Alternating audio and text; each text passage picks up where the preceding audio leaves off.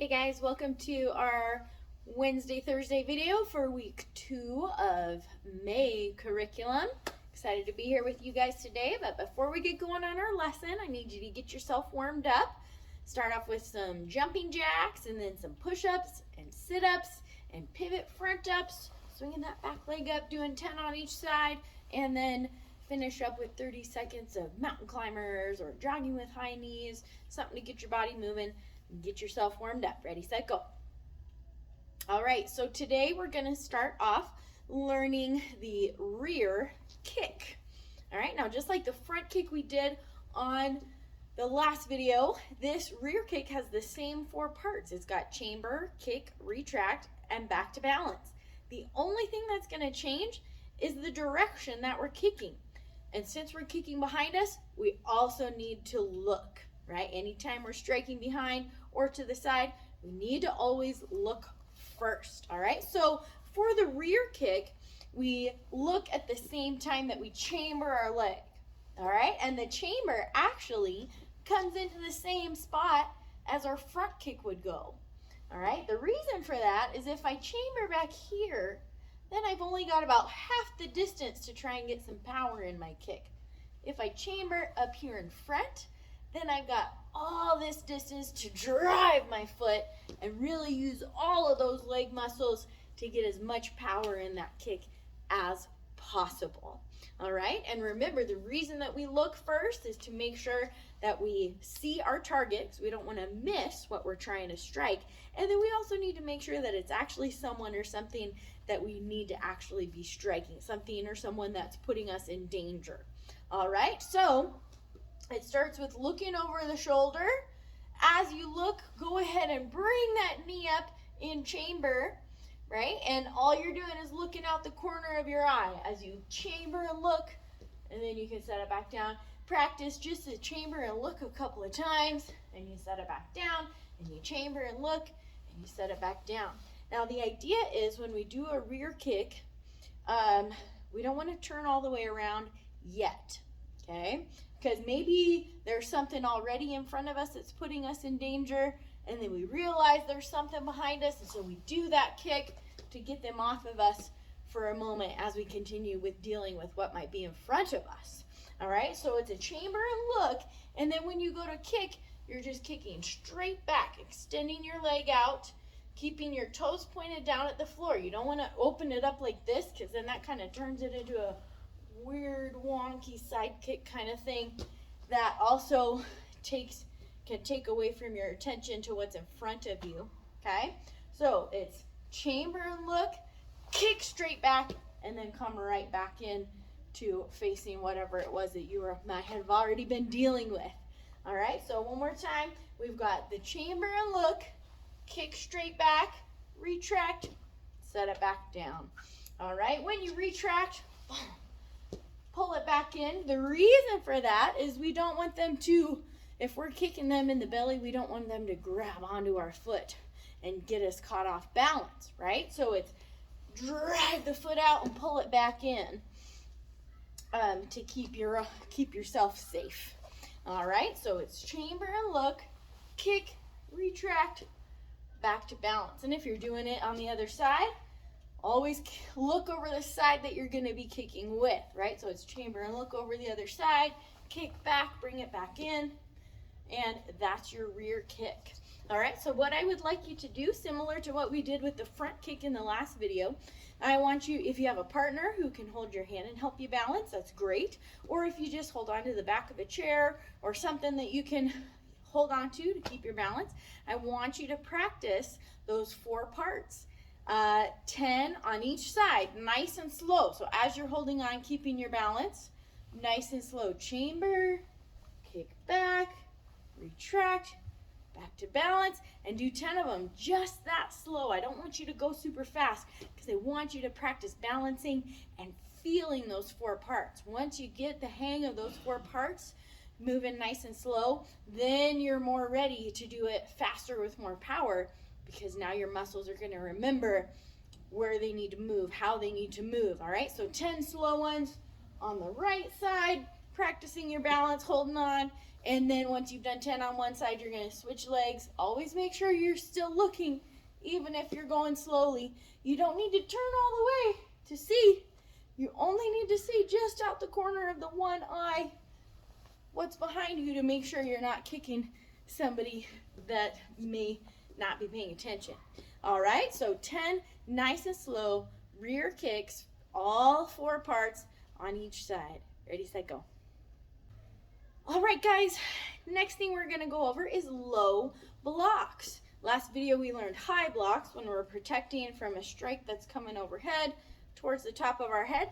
Today, this low block is protecting our belly for a strike that may be coming towards our belly. Just as with all of our blocks, we want to start in a good ready stance with our hands in the proper position, all right? The idea is we're blocking a strike that's coming straight towards the belly. It could be a punch, it could be a kick. If it's a kick, you probably want to try and not use your hands to block, but it can work in a pinch. It may hurt your arm, but that's still better than getting kicked and shoved back, all right? So hands are up, and when we see that strike coming towards our belly, we want to meet that strike and get it offline from our body, okay? So imagine if something's coming straight at my belly, I'm gonna hit it with the pinky side of my arm as it comes down and off to the side. And all I need to do is stop my hand right at the bottom because it's following the path of my arm, and from there, it's not coming at my belly anymore, okay? A lot of people go like this, and they start swinging out really wide, but the problem with that is, right, you're outside of that rectangle of safety. All your blocks need to stay inside that rectangle, whether it's high block, outside block, inside block, and now low block, okay? So that low block, you just bring your arm straight down and then come right back up to your ready position. You can do it with fists, right, hitting with that pinky, or you can do it with your hands open. It doesn't really matter, okay? What matters is keeping your hands up in good ready position, coming straight down and then right back up, straight down and right back up. We don't want to do a big circle, right? We're not swimming.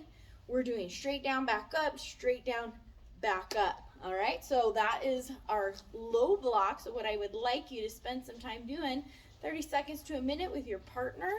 I want your partner to throw some slow punches straight at the belly, okay? And it's your pinky side that comes down and pushes the punch towards the outside of your body. So down and away, down and away. So you got to practice that timing just like with any other blocks. As that punch is coming in, you need to try and meet it and get it offline before it gets all the way to your body, okay? So straight down and back up, straight down and back up, hitting it with that pinky side as it comes in and pushing it off to the side away from your body.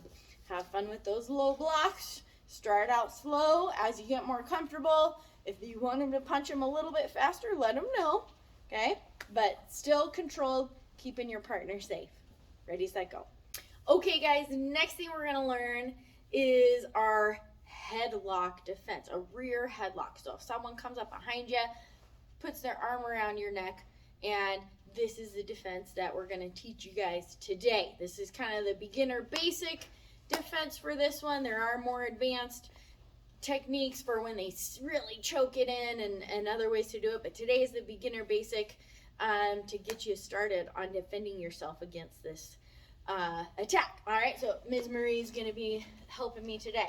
So I'm going to show you fast one time, and then we'll break it down. No! Hey. All right, so slowly, the first thing you want to do, as soon as you feel an arm coming around in front of you like this, you want to try and grab it and tuck your chin in if you can, all right? At the same time that you're grabbing it and tucking, you want to take a step, okay? And you want to step to the side toward the same side that they're holding the arm, right? If I go like this and go this way, well, she can just sink it in even tighter and it makes it easier, okay? So we call this turtle, when you tuck your chin in and you hunch down and you're grabbing onto the arm, okay? The next part of the defense is the groin slaps, okay? So that side step also opens up the pathway for me to be able to slap in the groin, okay? After I've done a few slaps and I can feel the arm loosening up, I want to grab on again, and I'm going to push up on this elbow. I want to take this foot that's out in front, and I want to step behind them. That gets me out from their arm, and from there, you want to do, it's good to do something to help you get away. I like to stomp the knee, okay? There's other things you could do, but we'll just keep it simple with that stomp of the knee. So one more time, slowly. Turtle and step to the side. Slap, slap, slap. Really big, giant slaps. Grab back on to step through as you push that elbow up over your head. Do a stomp, and then get out of there. Thank you, ma'am. Thank you, ma'am. All right, so we'll do that with each other a couple of times. All right, so now I'm going to switch which way I go, because now it's like I'm in the mirror and I want you doing it with me. Most people are going to grab with their right arm.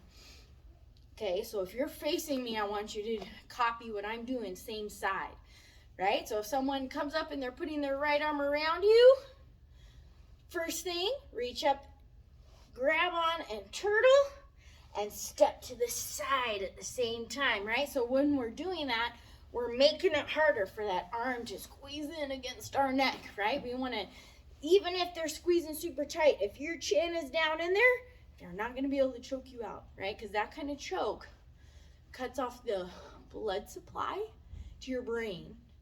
And so you need to prevent them from getting that elbow kind of right in front of you and the arms going right up against your neck, okay?